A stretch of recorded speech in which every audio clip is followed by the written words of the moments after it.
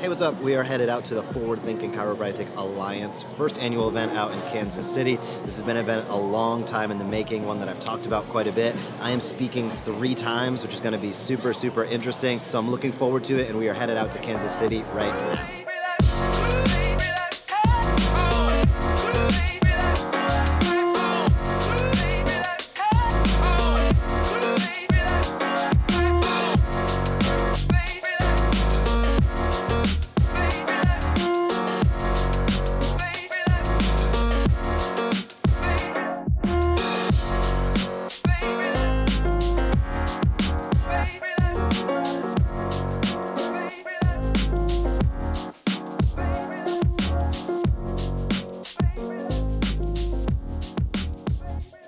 Time to say, who do I want to come here and give you the quickest, most succinct, and most cut through the crap presentation possible. Dr. Jeff Langmaid was the first thing that came to my mind. So everyone give it up for Dr. Jeff Langmaid.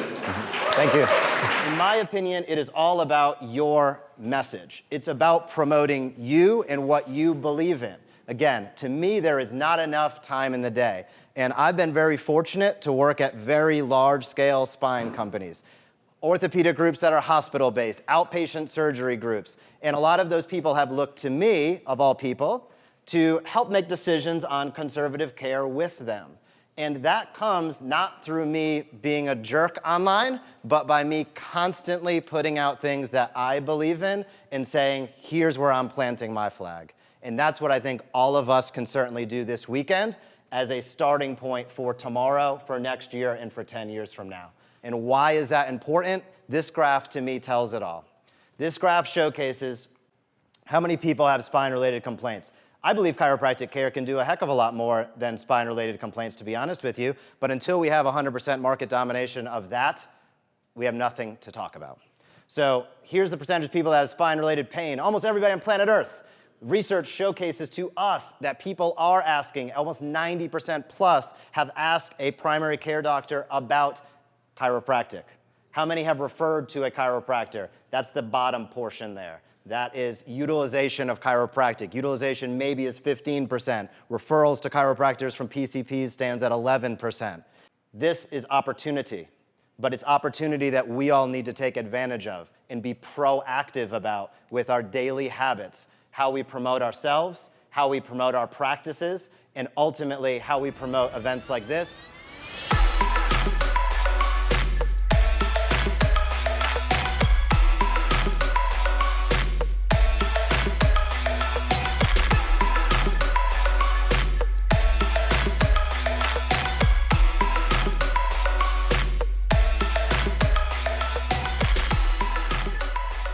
Say hi. Oh, right on.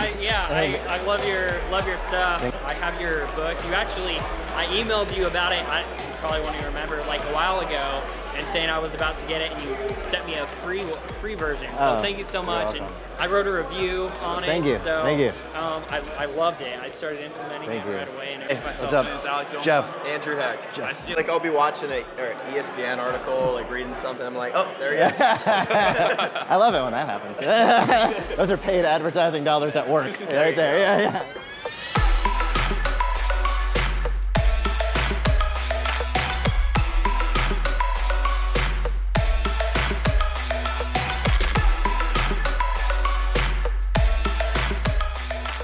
Hey, what's going on? Just wrapping up night number 1 of the Forward Thinking Chiropractic Alliance Forward Seminar. I just hopped off stage, closed out the first night. Today was all about TED Talks, 15, 20-minute talks, talking about practice management, talking about marketing, technique, adding fitness into your facility, and much, much more. It was a great start to the weekend. Looking forward to tomorrow and Sunday when all of the long-form presentations are going to take place. I'll be back here bright and early tomorrow talking about research and marketing and how medical doctors fit in the middle of that to get more people into your practice.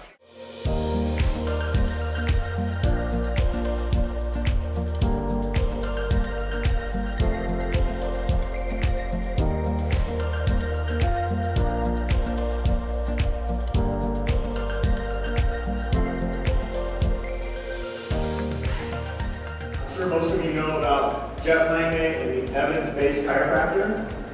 Lucky for us, Jeff is going to help you be heroes to your community, help you communicate with doctors, help you communicate with your patients, and be a great chiropractor because he's going to show you the evidence that supports exactly what we do. Let's give a big hand for Jeff Langmaid.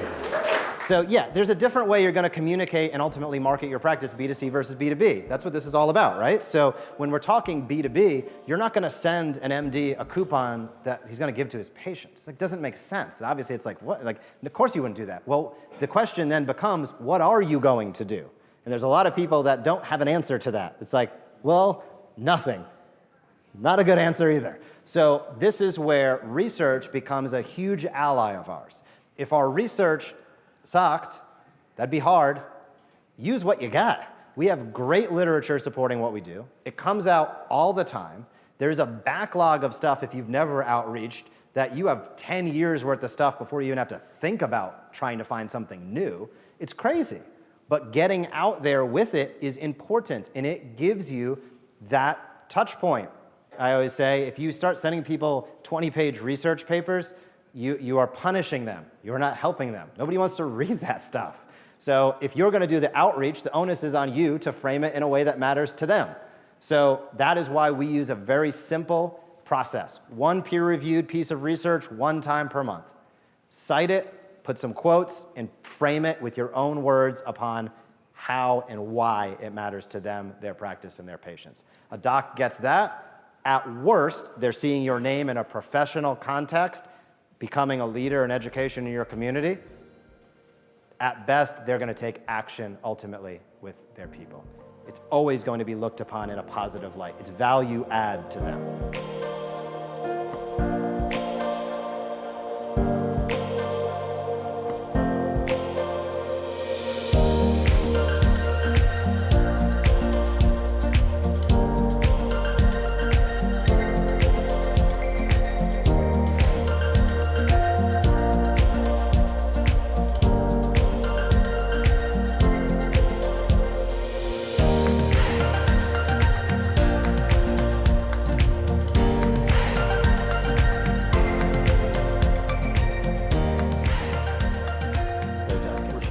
So I think the biggest thing for me would be building your brand as soon as possible, building an audience. That gives you leverage and power later on. So I'll go on the marketing angle instead of the clinical angle.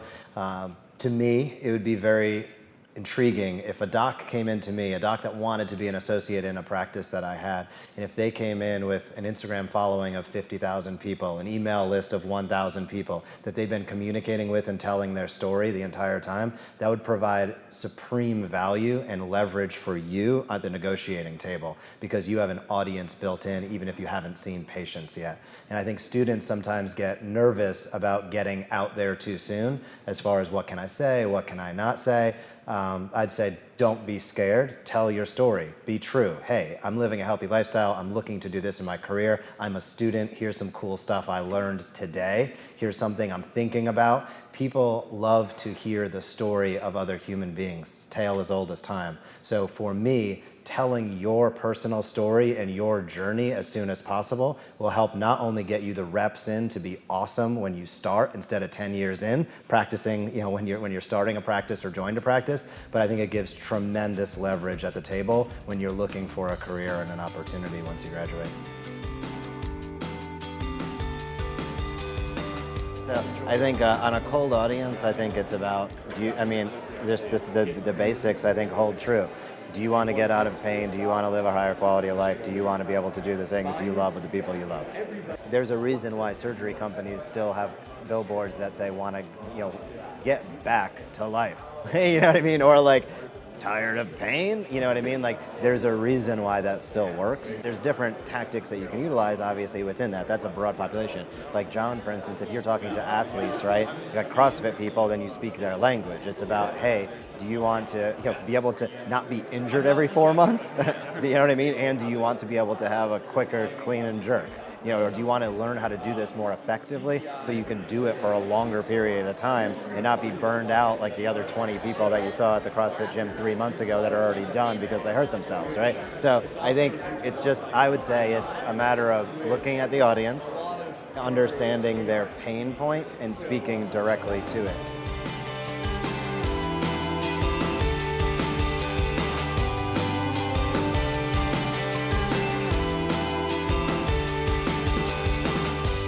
day 2 of the Forward Thinking Chiropractic Alliance Forward event, and it's been a great day so far. I've already had the opportunity to speak twice, a student panel, which was very rewarding, great questions from all the students here at Cleveland University, and hopefully we've got some of that we can share as well.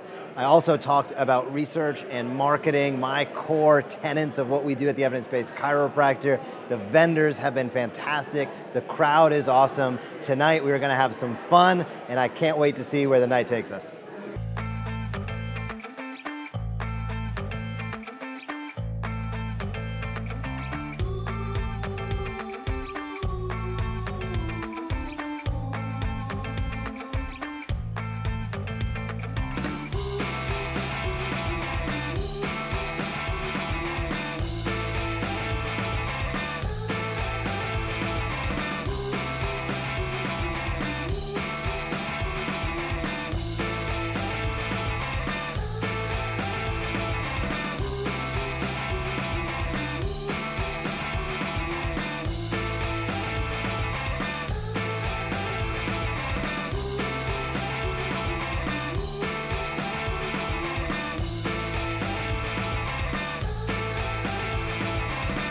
Well, Jeff has got his finger on a pulse of something that needs to be said. And he knows how to say it, and he's done the legwork, so he's the one that should be saying it.